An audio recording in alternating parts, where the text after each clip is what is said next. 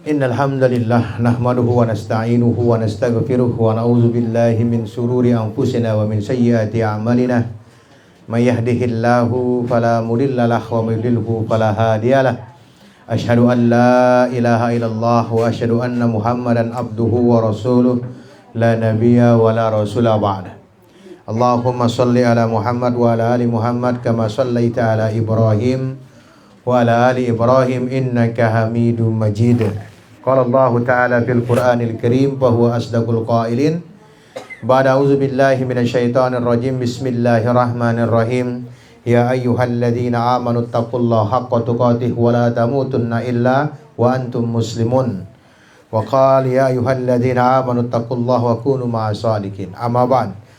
Alhamdulillah, ibu-ibu yang dirahmati oleh Allah Subhanahu wa taala, marilah senantiasa kita memanjatkan puji dan syukur kehadirat Allah Subhanahu wa taala atas segala karunia yang diberikan kepada kita, sehingga sore hari ini pun kita masih bisa bersilaturahim, bisa bermuajah, bisa bertatap muka untuk sama-sama mempelajari Islam, mentadaburi ayat-ayat Allah, sekaligus mentadaburi sunnah-sunnah Rasulullah SAW, sehingga dengan itu kita bisa mengisi kehidupan kita dengan penuh keimanan dan ketakwaan.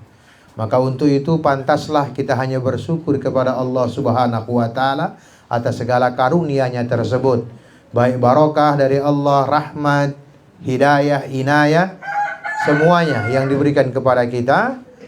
Untuk itu senantiasalah kita bersyukur agar nikmat-nikmat tersebut ditambahkan oleh Allah Subhanahu wa taala.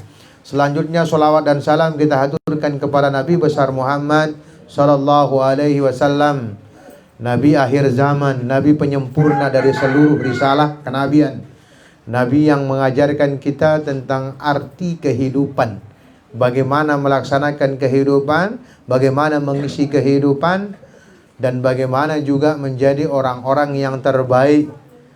Di antara hadis-hadis beliau banyak sekali hal-hal yang menjelaskan bagaimana menjadi orang yang istimewa, bagaimana menjadi orang yang terbaik, bagaimana menjadi orang yang diridhoi oleh Allah Subhanahu wa taala. Maka mudah-mudahan kita dianugerahkan keistiqomahan, keteguhan dalam melaksanakan perintah-perintah beliau, ajaran-ajaran beliau, dan sekaligus bisa mendapatkan syafaatnya nanti di akhirat kala. Amin ya rabbal alamin. Ibu-ibu yang dirahmati oleh Allah Subhanahu wa taala, kita masih berbicara seputar tentang kebaikan. Karena memang kebaikan ini menempati posisi yang penting dalam kehidupan. Selain Allah menyuruh kita untuk tetap taat dan patuh terhadap Allah, Allah juga menyatakan untuk senantiasa kita berbuat kebajikan-kebajikan. Innallaha ma'al ladzina taqau wal ladzina hum muhsinun. Sesungguhnya Allah senantiasa membersamai orang-orang yang taat kepada Allah Subhanahu wa taala dan orang-orang yang senantiasa berbuat kebajikan. Kita juga sudah sangat paham, sudah sangat tahu dan sering mendengar bahwa orang-orang yang melaksanakan kebaikan atau amal soleh dalam hidupnya termasuk orang yang tidak merugi. Karena orang yang merugi adalah orang-orang yang tidak mau beriman kepada Allah, tidak melaksanakan kebajikan, juga tidak mau melaksanakan saling nasihat-nasihati dalam hal kebaikan kebenaran, juga untuk sabar menghadapi setiap ujian-ujian yang diberikan oleh Allah Subhanahu wa taala. Wal asri, kata Allah, demi masa, demi waktu, sesungguhnya manusia semua dalam kerugian, illal ladzina amanu, kecuali orang-orang yang beriman kepada Allah, wa amilus salihah, dan orang-orang yang senantiasa beramal soleh, berbuat kebajikan dan kebaikan, wa tawassaw bil haqqi wa tawassaw bis sabr, dan senantiasa saling memberi motivasi, memberi semangat, memberi nasihat, memberi spirit tentang pentingnya berada dalam kebenaran dan sabar dalam menghadapi segala tantangan. Ibu-ibu yang dirahmati oleh Allah Subhanahu wa taala, yang perlu kita ingat kembali adalah tentang kebaikan, bahwa sesungguhnya kebaikan itu akan memantulkan kebaikan.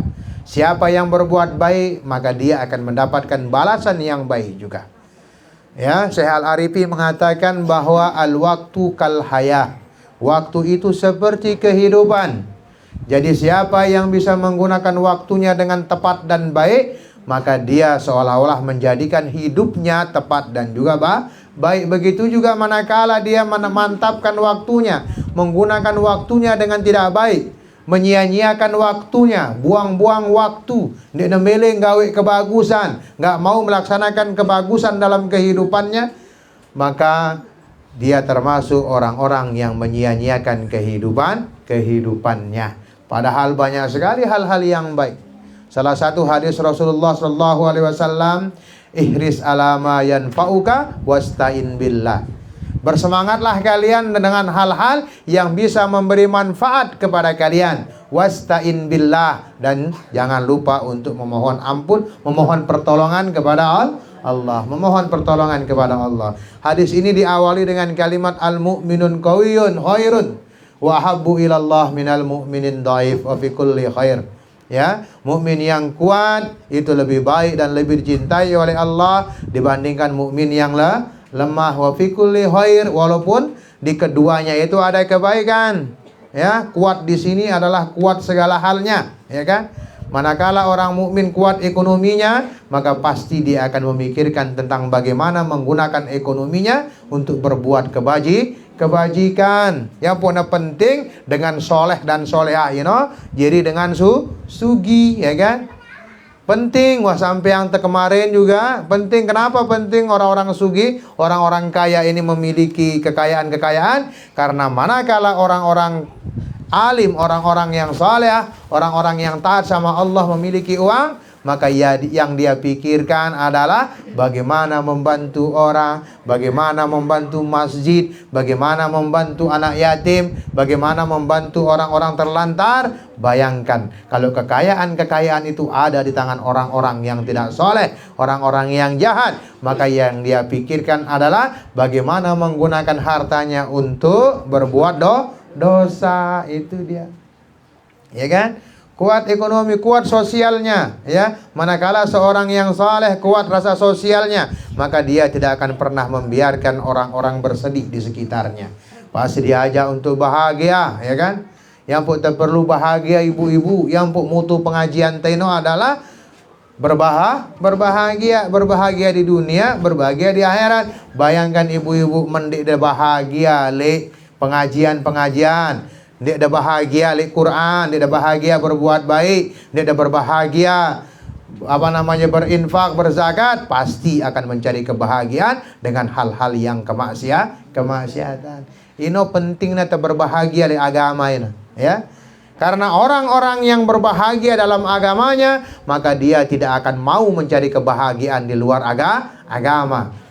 Sebaliknya, dengan yang mencari kebahagiaan lekan jalan-jalan si salah, ada si minta kebahagiaan lekan judi, ada si minta kebahagiaan dengan selingkuh, ada si minta kebahagiaan dengan malang, maka dia belum menemukan kebahagiaan di agama. Karena manakala kita bahagia dalam agama kita, mudah selepuna.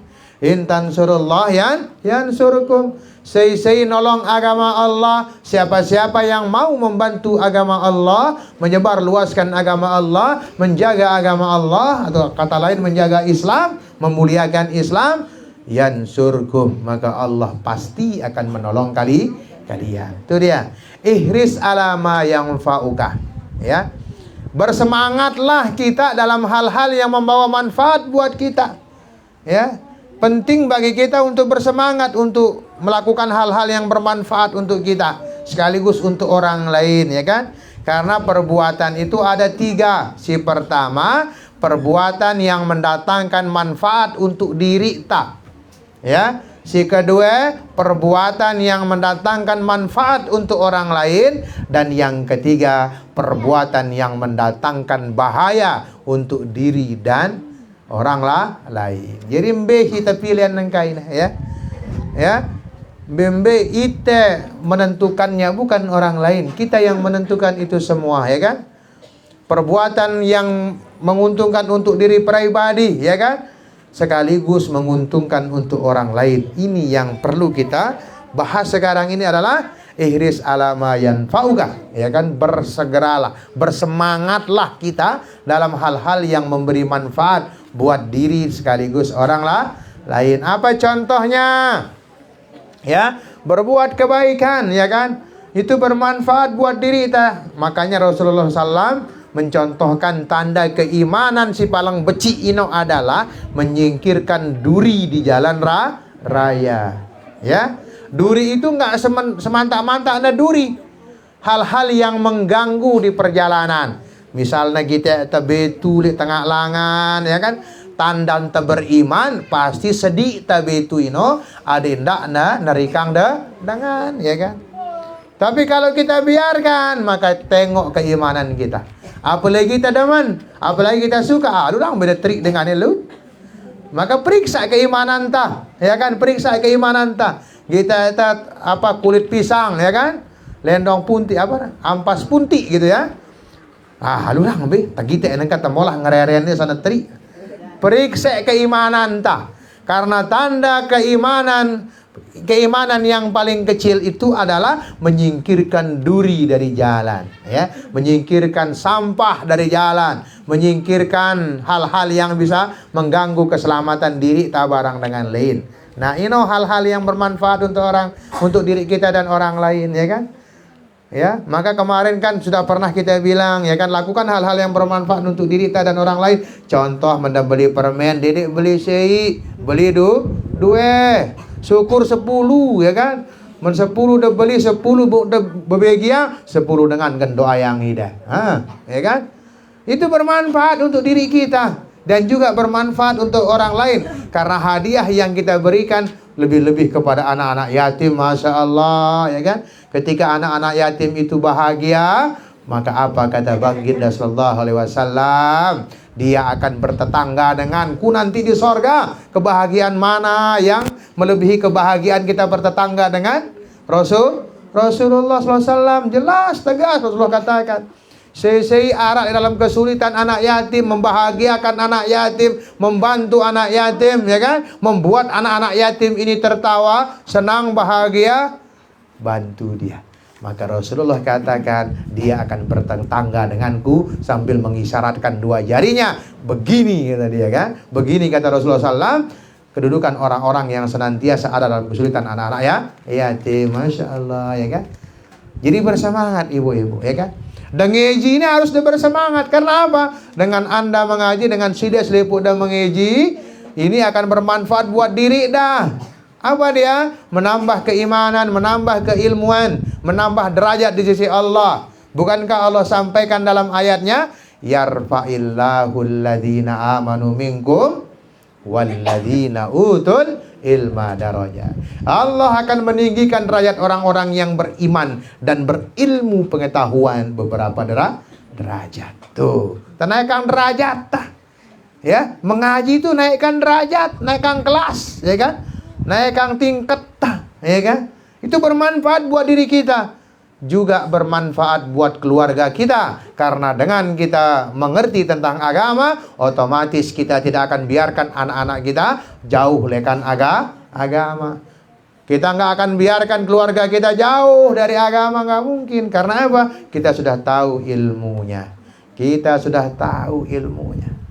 Ya, barang siapa yang mengajarkan suatu ilmu, ya kan, ilmu dari Allah Subhanahu wa ta'ala, maka jaminannya adalah surga. Masya Allah, ya kan? Jadi ini harus menjadi semangatan yang ke ibu-ibu. Bersemangatlah dengan apa yang bisa memberi manfaat. Dan tak lupa wasta'in billah, mohon pertolongan dari Allah Subhanahu wa ta'ala. Karena Allah senang dimintai tolong oleh hambanya. Senang dimintai tolong oleh siapa saja seorang hamba yang memohon pertolongan kepada Allah, itu membuktikan kedekatan dia kepada Allah, ya kan? Sampai-sampai Rasulullah SAW bersabda, hatta kalian meminta untuk mencari telin sandal si hilang, minta kepada Allah, ya kan? Minta kepada Allah. Mungkin hari ini kita belum diberikan kecukupan oleh Allah karena kita tidak pernah meminta kepada Allah. Atau kita meminta dengan cara yang tidak baik, meminta dengan cara yang tidak benar. Karena Allah itu tidak pernah menyelisihi janjinya, ya kan? Siapa saja yang berdoa kepadaku, apa kata Allah? astajib lakum. Pasti aku akan mengabulkan apa yang dia minta. Nah, hari ini kan lelah berdoa. Dia nak turun-turun pertolongan Allah. Mungkin cara entah salah. Atau ingkun tak salah. Maka anak tak misalnya ngendeng kepeng leite. Ibu, ngendeng kepeng. Bila ternyata dah. Sili tak juluhan, ya kan? Tak sopan, kata kan? Atau minta dengan tangan kiri anak kita. Bu, minta uang. Bila itu berat, ya kan? Atau anak kita datang dengan baju yang kotor, compang-camping, belum sholat, belum bersih-bersih, minta. Mau kita kasih? Enggak. Coba mulai kita koreksi. Mungkin cara kita yang salah. Kita bermohon kepada Allah dengan tidak sungguh-sungguh memohon. Atau kita memohon kepada Allah di luar kebutuhan kita. Atau kita memohon kepada Allah dengan tidak sopan. Allah suruh kita wasta'inu bisabri wassalah, ya kan? Minta tolonglah kalian dengan sabar dan salat. Dik sabaran ngendeng li ipinta, ya kan? Telat na beang kita si ipinta, macam orang kata kita ipinta, ya kan? Allah enggak adil lah, Allah macam-macam. Terus salat kita belum bagus. Salat kita masih telat-telat. Salatnya masih Senin Kamis misalnya, kan? Bagaimana Allah akan segera mengabulkan itu? Padahal kalau kita dengar cerita para sahabat, begitu para sahabat mengadahkan tangan, pasti akan diijabah oleh Allah Subhanahu wa ta'ala. Ya, ada sebuah kisah seorang sahabat pada waktu itu lagi kemarau, kemarau panas. Apalagi di Arab padang pasir. Ya kan? Maka sahabat ini bilang, saya ingin minta hujan kepada Allah Subhanahu wa ta'ala. Di saat terik panas yang begitu terik, bukan musim hujan juga, kererena si batur-batur. Kamu gila katanya. Ini belum musim hujan, nek neman waktu na hujan katanya. Saya yakin sama Allah.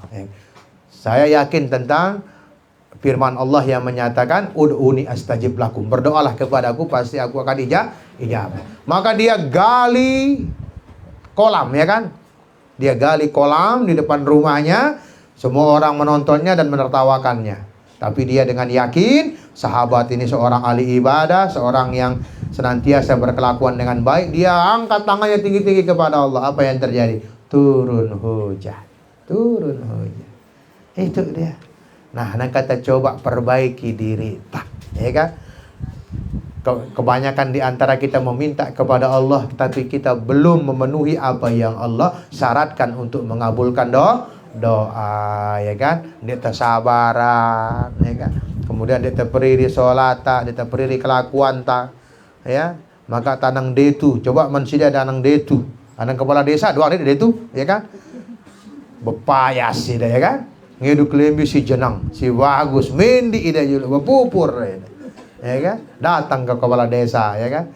Baru minta bantuan. Senang kepala desa dikasih sih deh, ya kan? Apalagi na bagus yang kunda sanambang kita bonus. Begitu juga kepada Allah Subhanahu wa ta'ala.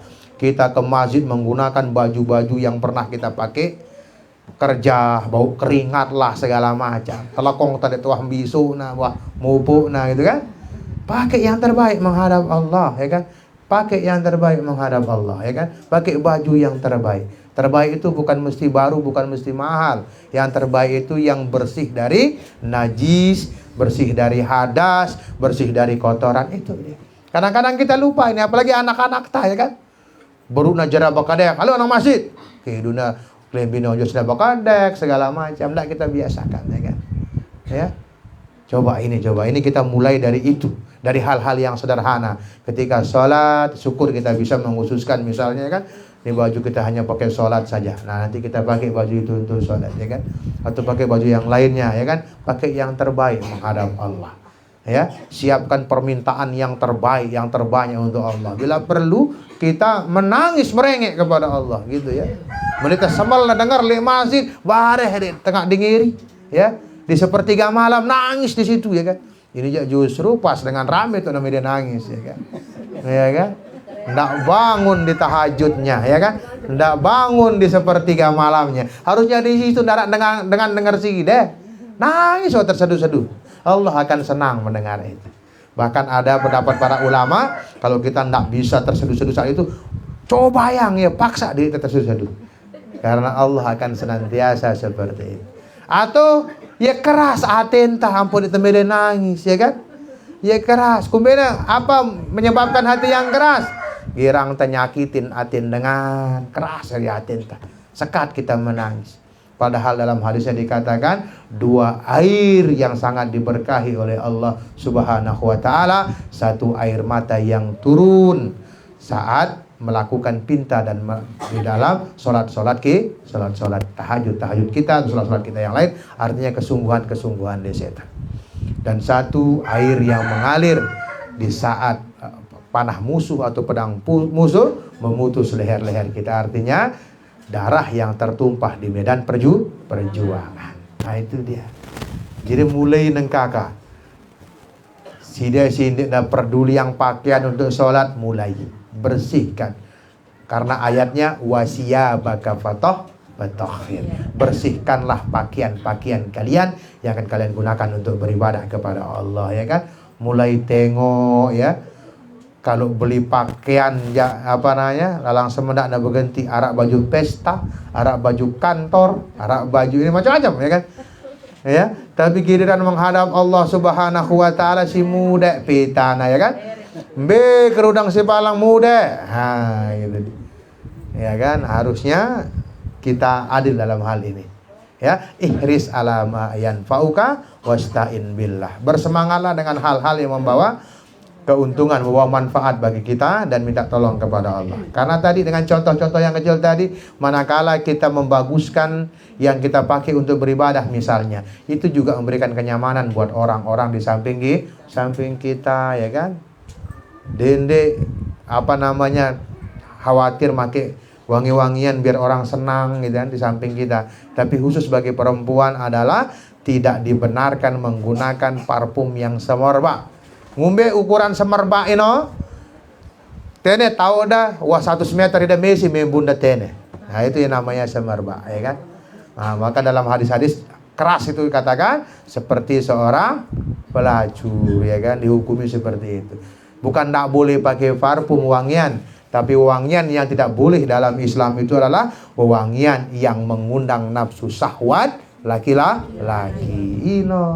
Kan banyak macamnya sekarang ini, ada si kalem segala macam. Paling ndak ada baisan dengan lidah kedak, ya kan? Yang pun suruh dengan bersiwak dengan mama. Apalagi si kira-kira ngudut-ngudutin, suruh bersikat gigi. Biar apa? Dia sih biasa bauin mulutnya yang kayak gitu. Tapi orang di sampingnya bagaimana? Ya kan? Ya, setiap sholat kita bersiwak, ya kan? Bersikat gigi kalau sekarang itu. Jangan lupa, ya kan? Karena apa? Menite nyidok diri saja biasa lagu dengan lain bagaimana gitu ya. Sama dengan pakaian kita juga begitu. Periksa pakaian kita jangan sampai mengganggu orang di sebelah kita. Makanya dalam adab-adabnya pun banyak sekali ibu-ibu minta sholat berjamaah bareng-bareng di masjid pakai pakaian yang tidak merusak konsentrasi orang, ya kan? Ngidui dia telekong si berwarna-warni, arak gambar dan segala macam, itu mengganggu orang di belakang si deh, ya kan? Jadi usahakan jangan memakai hal-hal yang mengganggu. Itu pentingnya kita melakukan kebaikan-kebaikan, dan kebaikan ini harus merata, ibu-ibu, ya kan? Kebaikan tuh harus merata. Was sampai yang tak endah, ya kan? Fa inna ta'ah tud'au ala uhtaha. Sesungguhnya kebaikan-kebaikan itu akan memanggil saudara-saudaranya. Sebagaimana yang kita sampaikan tadi, kebaikan itu akan memantulkan kebaikan. Ya, Mia itu kebaikan, nanti orang lain akan termotivasi untuk ikut kebaikan. Bedakan antara menampakkan kebaikan dengan memamerkan kebaikan. Ini tahu kadang-kadang salah, ya kan? Ketika kita menampakkan kebaikan itu positif, ya kan? Contoh misalnya kondisi ibu lagi ngaji seperti ini, kita foto, kita sebarkan. Itu bukan memamerkan, tapi menampakkan kebaikan agar orang termotivasi untuk mengaji. Beda kalau kita pamerkan. Pamer itu adalah tujuannya ingin dipuji. Apabila tidak dipuji maka marah. Nah, jadi bedakan antara menampakkan kebaikan dengan memamerkan kebaikan. Bayangkan kalau kita tidak pernah ditampakkan kebaikan oleh para sahabat. Ngumbe-ngutan tahu kebaikan itu, ya kan? Nah, bedanya kalau zaman sahabat ndara HP, ndara kamera, maka mereka menulis. Ada seorang sahabat, ditulis ada seorang sahabat yang masuk surga karena apa? Pernah menggendong ibunya beribadah gitu kan. Untuk sama-sama beribadah. Ada para sahabat masuk surga hanya gara-gara dia menyiapkan susu setiap pagi untuk ibunya sebelum dikasihkan orang lain. Ada para sahabat juga yang masuk surga hanya gara-gara dia tidak pernah dendam. Dia nuah sili, dia nuah jauh silinya sampai jemaah. Ada banyak. Ada salah seorang sahabat hanya dipesan oleh Rasulullah, la taqdab walakal jannah, dedek gedang sili tamat surga. Nah, bagaimana kita mengetahui hal-hal tersebut kalau tidak ditampakkan oleh para sahabat? Bagaimana? Ya, maka sekarang banyak orang berhenti berbuat baik karena tuduhan-tuduhan keji orang-orang lain, ya kan?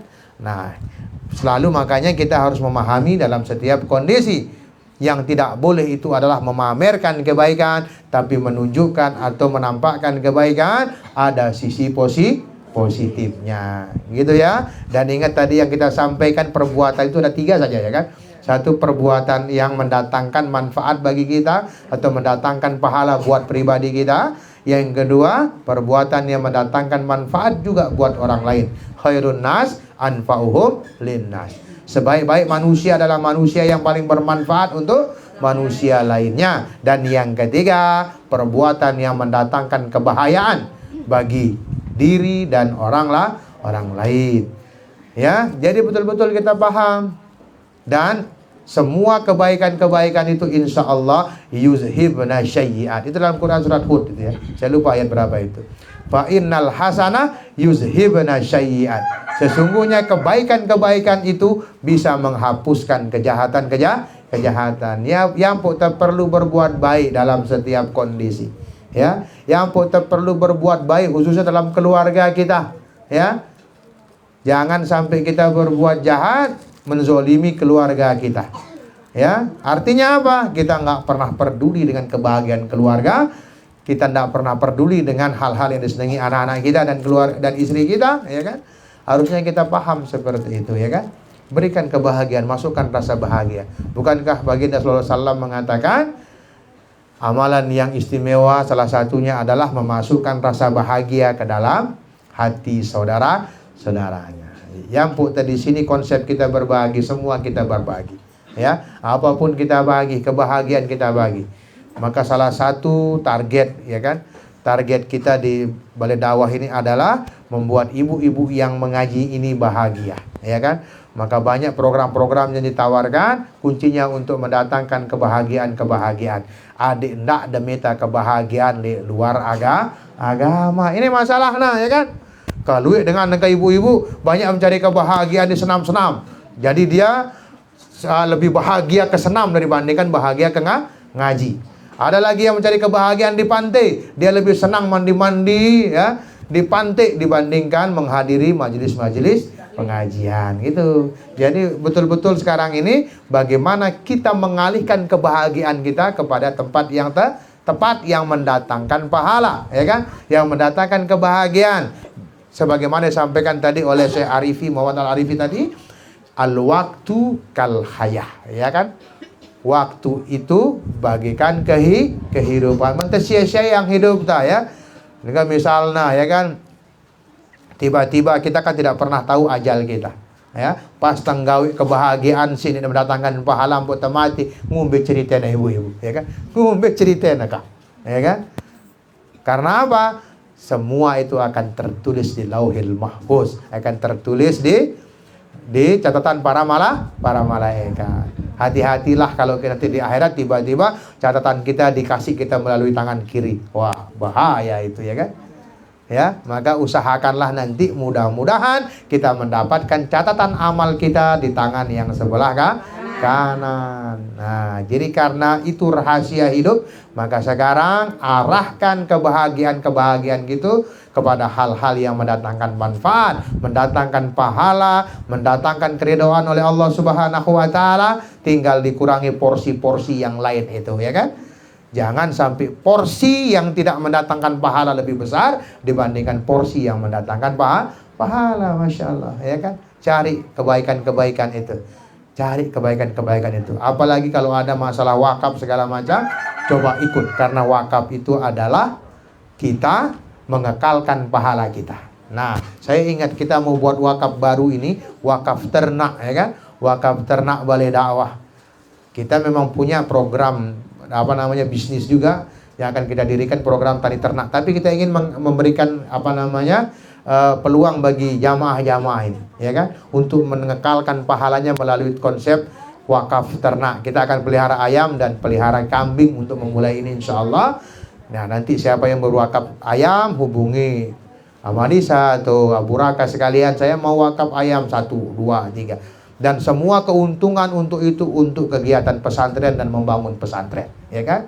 Si mampu beli bebek, saya pengen wakaf bebek, ya kan? Yang mampu 2 ekor ayam, 2 ekor ayam, atau 1 box ayam 850.000, ya kan? Silakan pilih. Ini peluang semua, karena kami ingin kita semua ini bertetangga nanti di surga, ya kan? Maka peluang-peluang ini tidak mau kita lepaskan begitu saja tanpa mengajak ibu-ibu semua. Demikian yang bisa saya sampaikan. Mungkin sebagai penutup, Quran sebagaimana firman Allah Subhanahu wa taala, bismillahirrahmanirrahim, wa anna hadza sirati mustaqima fattabi'uhu wa la tattabi'us subula fatafarraqu bikum an sabilihi. Firman Allah, ini adalah syariatku yang benar. Maksudnya adalah Al-Quran, ya kan? Karena dalam setiap tafsiran Shiratal Mustaqim itu diartikan Islam atau Al-Quran, ya kan? Ini syariatku, ini Islam, syariatku yang benar, Al-Quran panduannya yang benar. Wala tattabi'us subula, janganlah kalian mengikuti syariat-syariat di luar Islam. Karena apa? Fatafarraqu bikum an sabilihi. Karena syariat-syariat di luar Islam itu akan memancing potensi pertengkaran, ya, bikin kita tidak tentram, ya kan? Itu dia. Maka sesuai firman Allah ini, mari kita sandarkan semua, Islam boleh apa tidak. Jadi ini pertanyaan dulu setiap kita melakukan pekerjaan apapun, kira-kira Islam boleh nggak saya melakukan ini, ya kan? Dalam setiap ibadah yang kita lakukan, sandarkan dulu, apakah Islam membolehkan hal yang saya lakukan ini apa tidak, agar kita mendapatkan pahala dan keridhaan Allah Subhanahu wa ta'ala. Jangan sampai yang kita lakukan sia-sia karena ternyata itu tidak dibenarkan oleh Islam. Semoga bermanfaat. Subhanaka Allahumma wa bihamdika asyhadu an la ilaha illa anta astaghfiruka wa atubu ilaik. Assalamualaikum warahmatullahi wabarakatuh.